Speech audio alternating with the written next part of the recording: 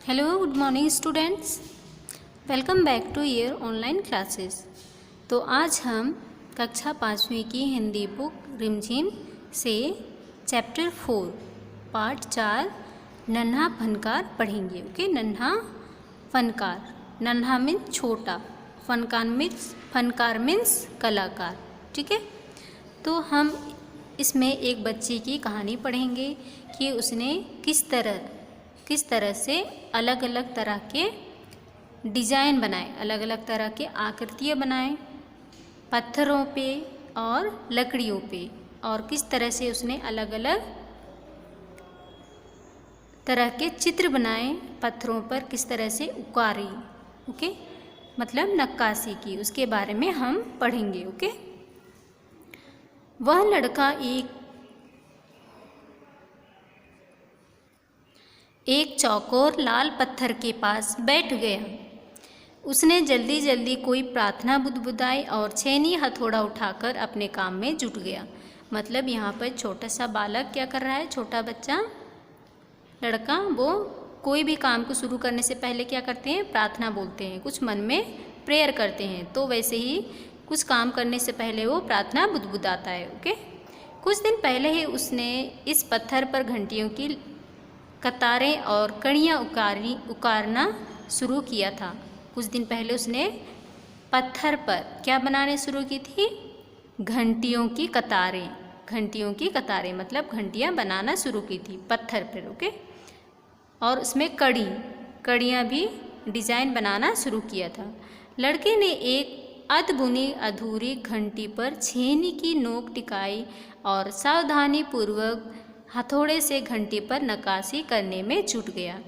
तो उसने क्या किया, एक अधूरी बनी हुई घंटी पर उसने क्या रखा, छेनी की नोक रखा और उस पर क्या किया, जोर से हथौड़े से नक्काशी करने लगा। तो जिस तरह से क्या अलग अलग तरह के आकृतियाँ बन रही थी, अलग अलग तरह के डिज़ाइन बन रही थी। ओके, हथौड़े के वार से पत्थर पर जो कटाव उभरता, उससे पत्थर की कीचें छितरा जाती मतलब फैल जाती। और किरची क्या होती है, जो पत्थर की छोटी छोटी टुकड़ी होती है, उन्हें क्या कहा जाता है, किरचें। और छितरा जाती मतलब बिखर जाना। ओके, और वह आंखें सिकोड़ लेता और आंखें बंद कर लेता है। साथ साथ धीरे आवाज़ में वह कुछ गुनगुनाने भी लगता है, कुछ गाना गाने लगता है। उसके चारों ओर दूसरे संगतराज भी अपने अपने काम में डूबे हुए थे। और संगतराज कौन है, संगतराज वह छोटे बच्चे हैं, इस लड़के के उम्र के दूसरे बच्चे जो क्या काम करते हैं, नक्काशी का काम करते हैं साथ में। ओके, और जो उसके साथी थे वे भी अपने अपने काम में नक्काशी करने में डूबे हुए थे। केशव 10 साल का था और अभी अपना काम सीख ही रहा था। पिता के एक बार करके दिखा देने पर वह सीधी लकीरों वाले और घुमावदार डिज़ाइन उकेर सकता था। तो अभी वो केवल 10 साल का था और अभी वो अपने काम सीख रहा था। मतलब उसके पिता ने जिस तरह से उन्हें सीधी लकीरें और घुमावदार डिज़ाइन सिखाया था, उस तरह से वो काम को सीख रहा था। अब तक उसने नक्काशी का जो भी काम किया था, उनमें से इन घंटियों को बनाना ही सबसे ज़्यादा मुश्किल थी। मतलब अभी तक उसने अलग अलग तरह के डिज़ाइन बनाए थे, नक्काशी की थी पत्थरों पर, लकड़ियों पर, वो आसानी से बना सका। लेकिन इन घंटियों पर जो डिज़ाइन बना रहा था, जो नक्काशी कर रहा था, ये उनमें से सबसे कठिन काम था। केशव जानता था कि एक दिन तो ऐसा ही ज़रूर आएगा जब वह बहुत बारीकी जालियाँ, महीन नफीस बेल बूटे, कमल के फूल, लहराते हुए सांप और इठलाकर चलते हुए घोड़े, ये सब पत्थर पर उकेर पाएगा। ओके, तो ये केशव वो जानता था कि मैं एक दिन बहुत अच्छा नक्काशी करना सीख जाऊंगा और क्या बनाऊंगा, बहुत बारीक जालियाँ। ओके, जालियाँ बनाऊंगा पत्थरों पे। और महीन नफीस क्या है, एक बहुत ही बारीकी से की गई सुंदर कलाकृति है। मतलब बहुत ध्यान से, बहुत बारीकी से की गई सुंदर कलाकृतियाँ। ओके, और उन पे क्या बनाना सीखेगा? बेल बूटे, मतलब जो बेल फूल पौधे ये सब बनाना सीखेगा। कमल के फूल और लहराते हुए सांप और इठलाते हुए घोड़े। ओके, ये सब क्या कहाँ पर बनाना सीखेगा? पत्थर पर उकेरना सीख जाएगा। ठीक उसी तरह जैसे उसके पिता बनाते हैं। उसके पिता ये सब बनाने में बहुत माहिर थे, एक्सपर्ट। ओके, कई साल पहले जब वह पैदा भी नहीं हुआ था, उसके माता पिता गुजरात से आगरा आकर बस गए थे। तो यहाँ पर बता सकते हैं कि वे जब वो पैदा भी नहीं हुआ था तो उसके माता पिता गुजरात से कहाँ आ गए थे? आगरा। क्यों आए थे? काम की तलाश में। ओके, बादशाह अकबर उस वक्त आगरे का किला बनवा रहे थे और केशव के पिता को यही काम मिल गया था। और उस समय क्यों आ गए थे? क्योंकि बादशाह अकबर क्या बनवा रहे थे? आगरे का किला बनवा रहे थे। तो उसके पिता को वहाँ पर काम मिल गया था। ओके, केशव के जन्म भी और आगरे में आकर काम करने लगे। तो केशव का जन्म भी कहाँ पर हुआ? आगरे में ही हुआ। उसे गुजरात के पुश्तैनी गांव जाने का भी तो कभी मौका ही नहीं मिला। पुश्तैनी गांव मतलब जो उनके फोर फादर्स दिए हैं। फोर फादर्स मीन जो पूर्वज। ओके, तो उनका गुजरात में क्या था? पुश्तैनी गांव, वहाँ पर घर था। ठीक है, आगरे की गलियाँ और अब सीकरी, बस यही उसका घर था। अभी कहाँ पर काम करते थे उसके पापा? और वो केवल आगरे में। तो आगरे के आसपास जितनी भी गलियाँ थी उन सब में वो काम करता था और उनके पापा भी करते थे। और सीकरी, सीकरी मीन्स फतेहपुर सीकरी। ठीक है, चारों ओर हो रही छेनी हथौड़ों की ठक ठक खड़खड़ के बीच केशव को किसी के कदमों की आहट भी ना सुनाई पड़ी। और क्योंकि वहाँ पर बहुत ज़ोरों शोरों से काम चल रहा था, ठोकने की और ओके, तो इस तरह से उसे किसी की आने की आवाज़ भी सुनाई नहीं दी। इसलिए अचानक कानों में एक आवाज़ पड़ने पर वह चौंक गया। माशा अल्लाह, ये घंटियाँ कितनी सुंदर है। तभी वहाँ पर कोई आके कहता है कि माशा अल्लाह, ये कितनी सुंदर घंटियाँ हैं, तुमने खुद बनाई है? ये उससे कोई पूछ रहा था। ओके, पीछे मुड़कर केशव ने आंखें उठाई तो उसे एक आदमी दिखा। और पीछे जब वो मुड़ के देखा तो कौन दिखा? एक आदमी। बेशक मैंने ही ये घंटियाँ बनाई। और केशव ने बड़े आराम से क्या कहा? हाँ, मैंने ही ये घंटियाँ बनाई हैं। क्या मैं आपको पत्थर पर नक्काशी करता नजर नहीं आ रहा? देखते नहीं, मैं ही पत्थर को तराश रहा हूँ। तो उसने बहुत घमंड से, बहुत प्राउडी से बोला कि हाँ, मैंने ही बनाई। क्या तुमको दिख नहीं रहा है कि ये पत्थर पर नक्काशी और पत्थर को मैं ही तराश रहा हूँ? केशव ने बड़ी तल्खी से जवाब दिया, मतलब बहुत घमंड तरीके से जवाब दिया। ओके, मतलब जिस तरह से उसने जवाब दिया था सामने वालों को क्या लगना था? बुरा तो लगना ही था। ओके, दिखता तो नहीं है पर तुम इतने छोटे लगते हो। वह आदमी हंसते हुए बोला। आदमी ने पूछा कि दिखते तो नहीं हो, लगता तो नहीं हो तुम इतने छोटे हो कि तुमने ही इसे बनाया है। मैं 10 साल का हूँ। उसने कहा, मैं 10 साल का हूँ। अच्छा, 10? अच्छा। वह आदमी पास खड़े पत्थर पर बैठते हुए बोला। उसने वहाँ पर पत्थर पड़ी थी, उस पर बैठ गया और बोला, तब तो काफ़ी बड़े हो, 10 साल के हो तब तो बहुत काफ़ी बड़े हो।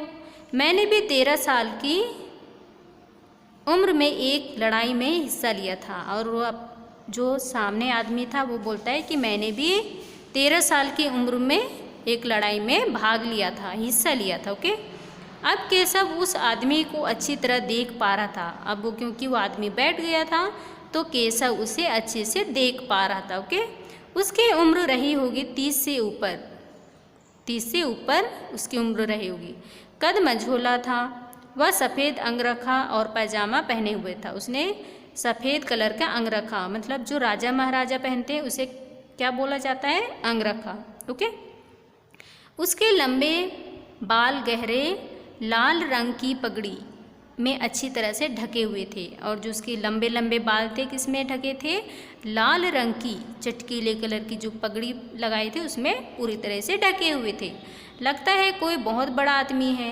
केशव ने उस आदमी के गले में पड़ी बड़ी बड़ी मोतियों की माला और उंगलियों की अंगूठियों को देखते हुए कहा, क्योंकि वो आदमी ने बहुत बड़ी बड़ी मोतियों की माला पहन रखी थी और हाथ में भी बहुत सी अंगूठियाँ पहन रखी थी। ठीक है, तो उसे देखते हुए कहा कि ये तो ज़रूर तो कोई बड़ा आदमी है।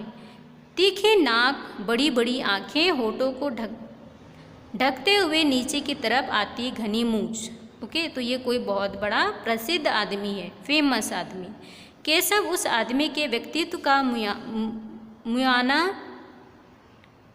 मुआयना कर ही रहा था कि तभी उस आदमी ने एक नक्काशी की तरफ इशारा करते हुए कहा, मतलब केशव उस आदमी की ओर मुआयना कर ही रहा था, मतलब जांच पड़ताल कर ही रहा था कि ये कौन हो सकता है। तभी उसने क्या कहा, नक्काशी की तरफ इशारा करते हुए आदमी ने कहा, इस लड़ी में अभी काफ़ी काम बाकी है।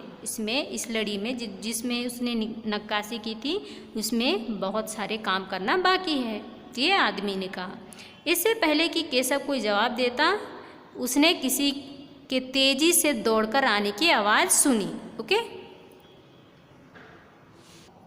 तो जिस तरह से वहाँ पर बातें कर रहा था केशव से, वो आदमी अचानक उसे किसी की दौड़ के आने की आवाज़ सुनाई दी। ओके, यह कोई और नहीं, महल का पहरेदार था, मतलब महल का कौन था, पहरेदार। हुजूर माफ़ करें, उसने क्या कहा, हुजूर माफ़ करें, मुझे आपके आने का पता नहीं चला, हाँफते हुए उसने कहा। फिर वह मुड़कर भौचक्के से खड़े केशव को घूरते हुए बोला। तो उसने क्या कहा, मुझे माफ़ कर दीजिए, मुझे आप यहाँ पर कब आए मुझे पता ही नहीं चला, मुझे सज़ा मत दीजिए। ओके, बेवकूफ़, खड़ा हो, हुजूर आला के सामने बैठने की ज़रूरत कैसी की तूने, झुककर सलाम कर इन्हें। और वो पहरेदार केशव से क्या कहा, बेवकूफ़, खड़ा हो, हुजूर आला, मतलब इनके सामने बैठने की हिम्मत कैसी की तुमने, खड़ा हो और उन्हें झुककर सलाम कर, प्रणाम कर। ओके, अब केशव का माथा ठनका, अब उसे बहुत गुस्सा आ रहा था कि किस तरह पहरेदार ने उसे कहा, खड़े होने के लिए कहा, सलाम करने के लिए। पर उसे जब उसने कहा कि सलाम कर, तो उसे ऐसा लग रहा था दाल में ज़रूर कुछ काला है। ठीक है, उसे कुछ समझ आ रहा था। बदहवासी में छेनी हाथ में छूटकर नीचे गिरी और एकदम से घबरा गया था, और जो छेनी उसने हाथ में पकड़ कर रखा था वो नीचे गिर गई और वो जल्दी से उठाकर खड़ा हो गया और उसे उठाकर तुरंत खड़ा हो गया। अरे कहीं ये बादशाह अकबर तो नहीं, यह ख्याल आते ही उसने झुककर सलाम किया और खरगोश की सी कातर नज़रों से अकबर को देखने लगा। और क्या हुआ, उसके दिमाग में आइडिया आया, कहीं ये राजा अकबर तो नहीं है, कहीं बादशाह अकबर तो नहीं है। तो उसने तुरंत क्या किया, खड़े हुआ और उसे झुककर प्रणाम किया और उन्हें संदेह भरी नज़रों से देखने लगा। ओके, अकबर को पहरेदार की यह दखल अंदाजी भली न लगी। ओके, अकबर को पहरेदार मतलब जो गार्ड था, पहरा दे रहा था, जो वहाँ पर दौड़ के आया था, उसे ये दखल अंदाजी बिल्कुल अच्छी नहीं लगी। दखल अंदाजी मतलब बीच में बाधा डालना या तो अड़ंगा डालना कह सकते हैं। ओके, तो जैसे ही उसने पहरेदार ने आकर केशव से जिस तरह से बात किया, बादशाह अकबर को बिल्कुल अच्छा नहीं लगा और उन्हें बुरा लगा। उन्होंने खींचकर पहरेदार को वहाँ से जाने का इशारा करते हुए कहा। उन्होंने थोड़ा गुस्सा दिखाया, नाराज़ हुआ और उन्हें पहरेदार को वहाँ से जाने के लिए कहा। ठीक है सिपाही, कुछ देर के लिए हमें अकेला छोड़ दो। और उन्होंने कहा कि हमें कुछ देर के लिए अकेला छोड़ दो। पहरेदार तो चला गया, मगर केशव असमंजस में था कि उसे क्या करना चाहिए, वापस अपना नक्काशी काम शुरू करें या बादशाह के हुक्म के इंतज़ार में खड़ा रहे। ठीक है, और पहरेदार वहाँ से चला गया। अब उसे पूरे तरह से उलझन में था, परेशानी में था कि अब मैं क्या करूं, कि मैं अपना काम को दोबारा से शुरू करूं या फिर बादशाह के हुक्म का इंतज़ार करूं कि बादशाह कुछ बोलेंगे तो मैं वो काम करूंगा। दिल तो उसका अभी भी धक धक कर रहा था। हाँ, पर अब वह डरा हुआ नहीं था, क्योंकि अकबर प्यार से उसे देखते हुए मुस्कुरा रहे थे। लेकिन वो अभी भी डरा हुआ नहीं था, लेकिन दिल से अंदर से बहुत घबराहट हो रही थी, लेकिन वो डरा हुआ नहीं था, क्योंकि राजा अकबर, बादशाह अकबर गुस्से में नहीं थे, बल्कि वो केशव को देख के प्यार से मुस्कुरा रही थी। Okay students, come to next page 36। Akbar उठ खड़े हुए, जाते हुए बड़े प्यार से केशव का कंधा थपथपाया और कहा, अच्छा बेटा, wait. Okay, page number 36। Okay, तुम्हारा नाम क्या है? तो राजा अकबर ने क्या कहा, तुम्हारा नाम क्या है? अकबर ने बहुत नरमी से पूछा, प्यार से पूछा, उसे देखते हुए मुस्कुराया और उससे नाम पूछा। केशव, उसने नपातुला जवाब दिया। मतलब अकबर ने जितना सवाल पूछा उतना ही उसने जवाब दिया। केशव, क्या तुम मुझे नक्काशी करना सिखाओगे? उलझन में पड़े केशव ने तुरंत सिर हिला दी और केशव ने तुरंत कहा कि मैं सिखा दूंगा, सिर हिलाकर। ओके, तब तो तुम्हें मेरे लिए हथौड़े और छेनी का भी इंतजाम करना होगा। तो तुम्हें ये अरेंज करना होगा, हथौड़े और छेनी नक्काशी करने के लिए।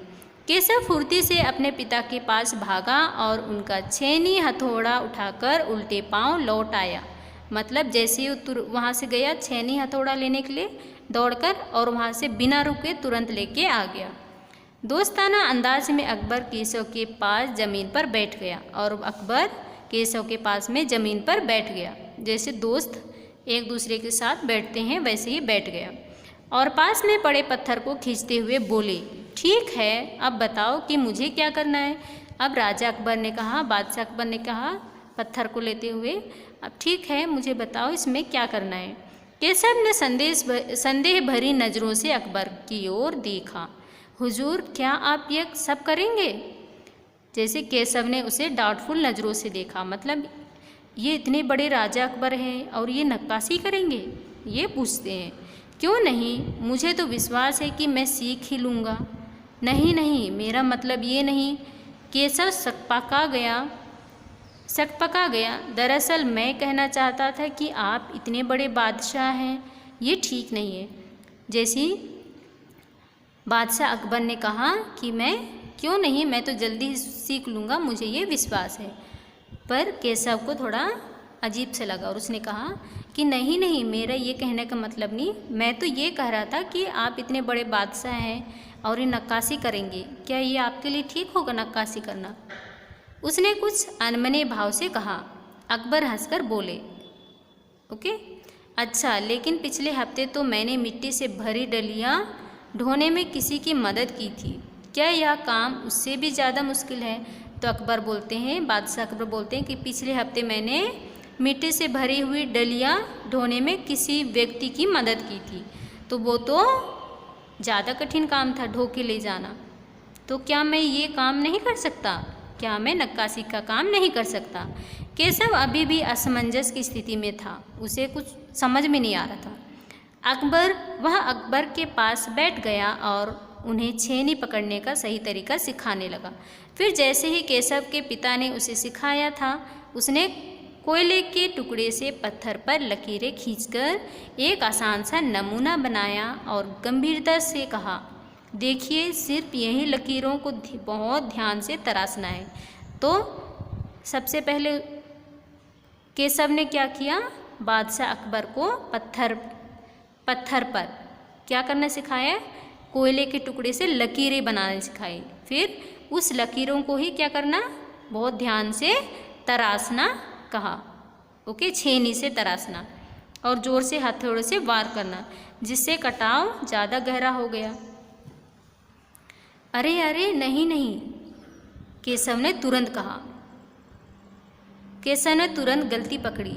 हथौड़ा को आहिस्ता से मारना है, ऐसे उसने करके दिखाया और उसने बादशाह अकबर को कहा कि अरे अरे, इतनी तेज़ से नहीं, थोड़ा धीरे करके दिखाया। ओके, और हाँ, अपनी आंखें थोड़ी मीच कर रखें, वरना कीचें उड़कर आँखों में चली जाएंगी। अकबर मुस्कुराए और कहा, जी हजूर। ओके, जिस तरह से वो बोल रहे थे, आदेश दे रहे थे कि आपको ऐसे करना है, ऐसे करना है, कि जब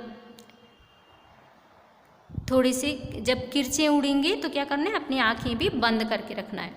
तो उसने राजा अकबर ने, बादशाह अकबर ने क्या कहा, जी हजूर। ओके। जवाब में केशव भी मुस्कुरा उठा। वह लगभग भूल ही गया था कि उसकी बगल में बैठा यह व्यक्ति हिंदुस्तान का बादशाह है। ओके।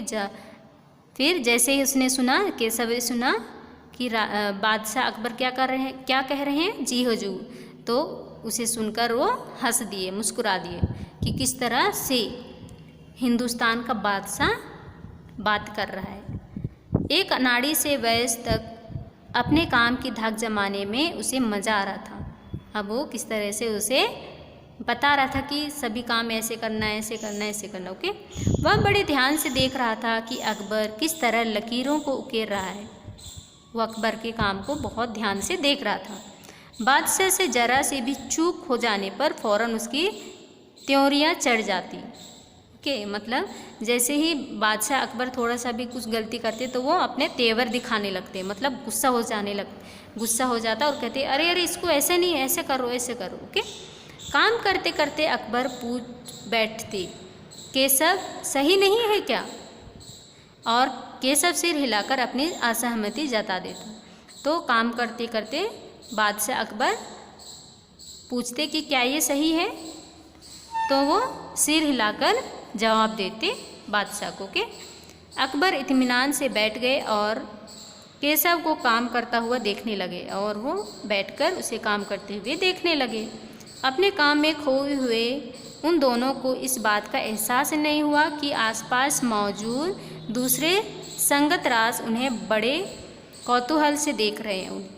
तो दोनों अच्छे से बैठ के ज़मीन पर बहुत अच्छे से बैठे थे, और उन्हें जरा सा भी ध्यान नहीं आया कि हमारे दोस्त जो साथ में दूसरे बच्चे नक्काशी कर रहे हैं, वे बहुत जिज्ञासा से उन दोनों को काम करते हुए देख रहे थे। अकबर ने गौर किया कि केशव पत्थर पर बड़े नमूनों को ही नहीं तराश रहा है, बल्कि अपनी तरफ से भी उनमें कुछ जोड़ रहा है, जिससे वे डिज़ाइन ज़्यादा खूबसूरत लग रहे थे।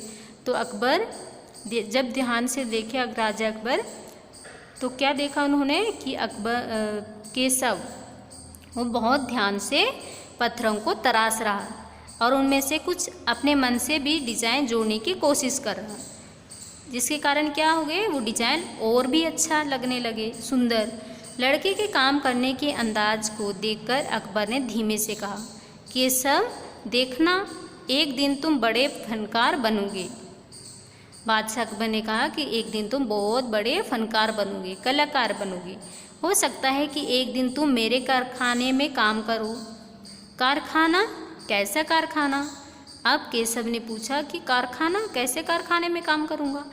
बस एक बार ये महल तैयार हो जाए और लोग आगरा से आकर यहाँ रहने लगे, तब मैं कारखाना बनवाऊँगा।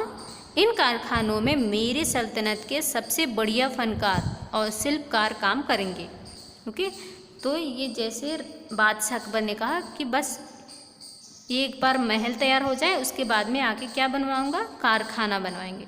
तो उस कारखाने में, उस जगह पर आगरे में आके लोग बहुत सारे बस जाएंगे और कहाँ काम करने लगेंगे, कारखाने में। तो उस कारखाने में कौन कौन लोग काम करेंगे, बहुत अच्छे अच्छे कलाकार, फनकार, जो डिज़ाइन बनाते हैं, जो पत्थरों पर नक्काशी करते हैं, और शिल्पकार जो मूर्ति बनाते हैं। ठीक है। चित्र बनाने वाले कलाकार, गलीचों के बुनकार, संगत राज, पत्थर और लकड़ी पर नक्काशी करने वाले शिल्पकार सभी वहाँ काम करेंगे। ओके। तो बादशाह अकबर ने बताया कि ये सभी यहाँ पर काम करेंगे कारखाने में। केशव का चेहरा चमक उठा। वह मुस्कुराते हुए बोला, मैं वहाँ ज़रूर काम करना चाहूँगा। तो केशव खुश हो गया और उसने कहा कि मैं ज़रूर वहाँ पर काम करना चाहूँगा। अकबर उठ खड़े हुए, जाते हुए बड़े प्यार से केशव का कंधा थपथपाया और कहा, अच्छा बेटा, अपना काम जारी रखो। और अकबर उठकर जाने लगे और क्या किया, उसका कंधा थपथपाया कि अच्छा तुम अपना काम जारी रखो, बंद मत करो। हुजूर क्या आप दोबारा आएंगे? केशव ने बड़ी उत्सुकता से पूछा। तो बादशाह अकबर ने क्या कहा कि मैं ज़रूर आऊँगा केशव, मैं ज़रूर आऊँगा। फिर तो पूरे दिन संगत रासों के बीच केशव की धूम मची रही। वह बार बार बादशाह से हुई अपनी मुलाकात सबको सुनाता रहा। ओके, और सभी जितने भी लोग केशव के पास में आ रहे हैं सबको यही बता रहा था। ओके, रात को चली थी। केशव बहुत थका हुआ था, पर आंखों में नींद कहाँ थी। वह धीरे से अपने पिता के बिस्तर में घुस गया। पिता ने मुस्कुराकर कहा, तुम तो अभी से इतने प्रसिद्ध हो गए हो। तो रात बहुत हो गई थी, लेकिन उसे थका हुआ भी महसूस कर रहा था, लेकिन उसे नींद नहीं आ रही थी। अपने पिता के पास जाकर सो गया और बातें करने लगा। ओके, और पिता ने कहा, तुम तो अभी से बहुत फेमस हो गए हो। बादशाह सलामत ने कहा कि मैं एक दिन मैं बहुत बड़ा कलाकार बनूंगा। अपने सिर को पिता की बाहों के सहारे टिकाकर केशव धीरे से बोला, हमारे बादशाह बहुत ही नेक इंसान है। बिल्कुल सही, पिता ने कहा। कुछ सोचकर केशव ने पूछा, बाबा एक बात बताओ, बादशाह के पास आगरा में एक से बढ़कर एक खूबसूरत महल है, फिर वे सीकरी में यह शहर क्यों बनवा रहे हैं? तो उसने पूछा कि सोते हुए अपने पिता के पास सोते हुए कहा कि बादशाह के पास तो एक से बढ़कर एक बहुत से महल है, पर ये सीकरी में ही शहर क्यों बनवा रहे हैं? पिता ने कुछ याद करते हुए बताना शुरू किया। हाँ बेटा, बादशाह का आगरा बहुत ही सुंदर शहर है, पर सीकरी में एक नया शहर बनवाने का भी एक खास कारण है। मैंने सुना है कि जब बादशाह अकबर की कोई संतान नहीं थी, इस वजह से वे हर वक्त परेशान रहते थे। वे बहुत से साधु संतों और फकीरों के पास गए। भटकते भटकते बादशाह ख्वाजा सलीम चिश्ती के पास सीकरी आए। उन्होंने ही बादशाह को बताया कि उनके एक नहीं 3 संतानें होंगी। ओके, तो क्यों बनवाना चाह रहे थे? क्योंकि कहाँ पर? सीकरी में। ख्वाजा सलीम चिश्ती के पास में गए थे और उन्होंने बताया था कि उनके एक नहीं बल्कि 3 संतानें होंगी, बच्चे होंगे। ओके, तो उन्हीं की खुशी में, उनकी याद में क्या बनवा रहे हैं? सीकरी।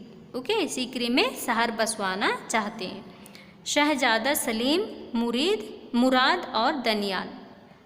केशव ने चहकते हुए कहा, बिल्कुल सही। तब बादशाह ने ख्वाजा सलीम चिश्ती के सम्मान में सीकरी में नगर बसाने का फैसला किया। ओके, इसीलिए वो सीकरी में नगर बसाने का फैसला किया। किसकी याद में? ख्वाजा सलीम चिश्ती की याद में। ओके, केशव ने कहा, अच्छा अब समझा, इसलिए बादशाह अकबर ने अपने बेटे का नाम सलीम रखा है। हाँ, और इसी कारण हम यहाँ नए शहर के लिए पत्थरों को तराश रहे हैं। ओके, अब उसे समझ में थोड़ा आ गया था, उसने कहा और केशव ऊंधी आवाज़ में बोला।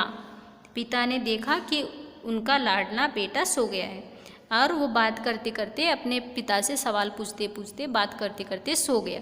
ओके स्टूडेंट्स, तो मुझे आशा है ये चैप्टर आपको समझ में आ गया होगा। अभी हम प्रश्न उत्तर करेंगे। ओके, केशव की घंटियाँ, इसमें माशा अल्लाह फर्स्ट नंबर, ये घंटियाँ कितनी सुंदर है, तुमने खुद बनाई है। बादशाह अकबर ने यह बात किस लिए कही होगी? तो यहाँ बहुत से ऑप्शन दिए हैं, तो इनमें से हम करेक्ट आंसर किसे ले सकते हैं कि बादशाह ने किससे कहा? केशव से कहा, और उसे यकीन नहीं हो रहा था, मतलब क्योंकि उन्हें यकीन नहीं था कि 10 साल का बच्चा केशव इतनी सुंदर घंटियाँ बना सकता है। ओके, सेकंड क्वेश्चन, केशव पत्थर पर घंटियाँ तथा कड़ियाँ तराश रहा था, लेकिन उसके द्वारा तराशी जा रही घंटियों और कड़ियों का चित्र अपनी कॉपी में बनाओ। ठीक है, जो घंटियाँ और कड़ी बना रहे थे ना, कड़ियाँ, तो उन्हें क्या करना है? आप सोच कर, किताब से देखकर और अपने मन में अंदाज़ा लगाकर बनाना है। तुम्हें क्या कोई ख़ास इमारत याद आती है जिसमें नक्काशी की गई हो? संभव हो तो उसकी तस्वीर चिपकाओ।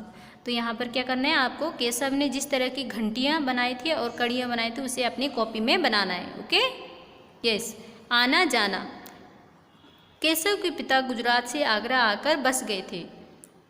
हो सकता है तुम या तुम्हारे कुछ साथियों के माता पिता भी कहीं और से आकर यहाँ बस गए हों। बातचीत करके पता करो कि ऐसा करने के क्या कारण हैं। तो यहाँ पर बच्चों आपको समझाया था कि लोग एक शहर से दूसरे जगह आकर क्यों बस जाते हैं, आगे की पढ़ाई के लिए। एक तो ये हो सकता है जब कोई जॉब करता है काम की तलाश में, और कोई जॉब करता है, या तो किसी का ट्रांसफ़र हो जाता है। ओके, नेक्स्ट, कहानी से। अकबर को पहरेदार की दखल अंदाजी अच्छी क्यों नहीं लगी? तो अकबर को पहरेदार की दखल अंदाजी इसलिए अच्छी नहीं लगी क्योंकि वे नन्हे केशव से इत्मीनान से बात करना चाहते थे और उसके हुनर के बारे में विस्तार से जानना चाहते थे। लेकिन अचानक कौन आया? पहरेदार आया और केशव को डांटते हुए कहा कि क्या कहा था? खड़े हो जाओ और इसे सलाम करो। ओके, नेक्स्ट, लगता है कोई बहुत बड़ा आदमी है। यहाँ पर बड़े आदमी से केशव का क्या मतलब है? तो यहाँ पर बड़े आदमी से केशव का ये मतलब है कि बड़े आदमी मतलब कोई प्रसिद्ध और बहुत शक्तिशाली और प्रभावशाली। ओके, नेक्स्ट, खरगोश किसी कातर आंखें पशु पक्षियों से तुलना करते हुए और भी बहुत सी बातें कही जाती है, जैसे हिरन जैसी चाल। ऐसे कुछ उदाहरण भी बताओ। तो बच्चों ये आपको कोयल जैसी आवाज़, शेर जैसी दहाड़, और घोड़ा जैसे अड़ियल, हाथी जैसे मस्तमाल चाल। ओके, और सबसे चतुर कौन होता है? लोमड़ी, चतुर जैसी लोमड़ी। और सीधे कौन होता है? गाय जैसी सीधी। नेक्स्ट, अकबर ने जब नक्काशी करना चाहा तो केशव ने उन्हें संदेह भरी नज़रों से क्यों देखा?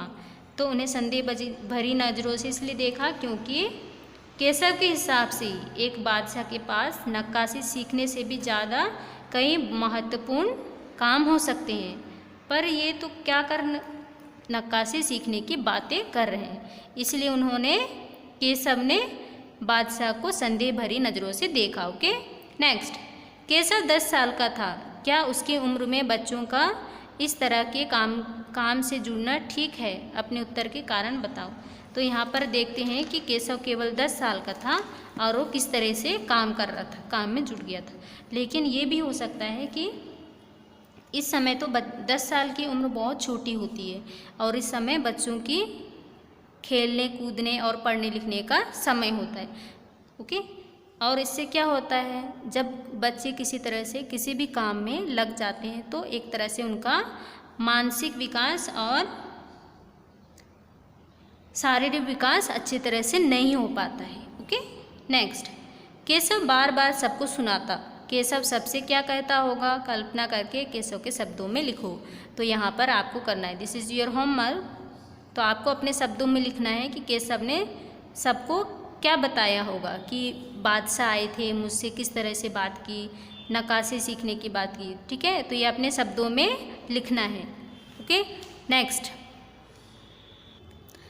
नेक्स्ट, शब्दों की निराली दुनिया। तो यहाँ पर प्रश्न दिए गए हैं, ये आपको सोचकर आपको पता करके खुद से करना है। ओके, तो जैसे कि नक्काशी, किसी एक काम को चुनो, इनमें से कोई भी एक काम चुनना है, बढ़ईगिरी या तो फिर मिस्त्री, जिसमें बहुत से औजारों का इस्तेमाल होता है किसी काम को करने के लिए। तो उन खास औजारों के नाम भी लिखना है और ये बताना है कि उससे किस तरह से काम किया जाता है, मतलब उस औजार से क्या काम किया जाता है। ओके, तो जैसे हथौड़ी है, हथौड़ी से क्या करते हैं? कील ठोकने के लिए, लकड़ी या दीवार पर कील ठोकने का काम किया जाता है। और आरी से क्या करते हैं? लकड़ी काटने के लिए। ओके, और बर्मा छेद करने के लिए, जिससे लकड़ी पे और छेद किया जाता है उसे क्या करते हैं? बर्मा। पेचकस से क्या करते हैं? जो स्क्रू रहती है ना, स्क्रू से क्या करते हैं? या तो ढीला करते हैं, निकालते हैं, या तो फिर टाइट करते हैं। ओके, खा number, this one is your homework. खा नंबर एंड गा नंबर। हो सकता है तुम्हारे इलाके में इन चीज़ों और कामों के लिए अलग अलग किस्म के शब्दों का इस्तेमाल होते हैं, तो इसे आपको क्या करना है? अपने किस तरह के शब्द के इस्तेमाल किए जाते हैं उन्हें आपको पता करके बताना है। नेक्स्ट, कटाव शब्द कट क्रिया से पैदा हुआ है। नीचे लिखी संज्ञा से किन क्रियाओं से बनी है ये संज्ञा शब्द? ओके, तो यहाँ पर देख सकते हैं चुनाव। चुनाव किससे बना है? चुनना से। सेंटेंस आप बना सकते हैं। पड़ाव कैसे बना है? पड़ाव पढ़ना से। ओके, बहाव किससे बना है? बहना, पानी बहता है ना। और लगाव किससे बना है? लगना। ओके, सेंटेंस आपको खुद से बनाना है। नेक्स्ट, लड़के ने जल्दी जल्दी कोई प्रार्थना बुद्ध बताई। रेखांकित शब्द और नीचे लिखे शब्दों में क्या अंतर है? तो यहाँ पर ही बताना है और उनका वाक्य में भी इस्तेमाल करके बताना है। ओके, फुसफुसाना, बड़बड़ाना और भुनभुनाना। तो ये आपको सब आपके व्हाट्सएप ग्रुप में भेज दिया जाएगा नोट्स। ओके स्टूडेंट, तो हम फुसफुसाना क्या होता है? कोई भी धीरे धीरे बात को बोलना या कहना, उसे फुसफुसाना कहते हैं। और बड़बड़ाना, गुस्से में या बहुत क्रोध में रहते हैं तो कुछ ना कुछ बार बार बोलते हैं। ओके, और भुनभुनाना किसी को धीरे धीरे किसी को बहुत ही जली कूटी सुनाना, मतलब खरी खोटी सुनाना। ओके, नेक्स्ट, बेवकूफ़ खड़ा हो। हुजूर आला के सामने बैठने की ज़रूरत कैसी की तूने?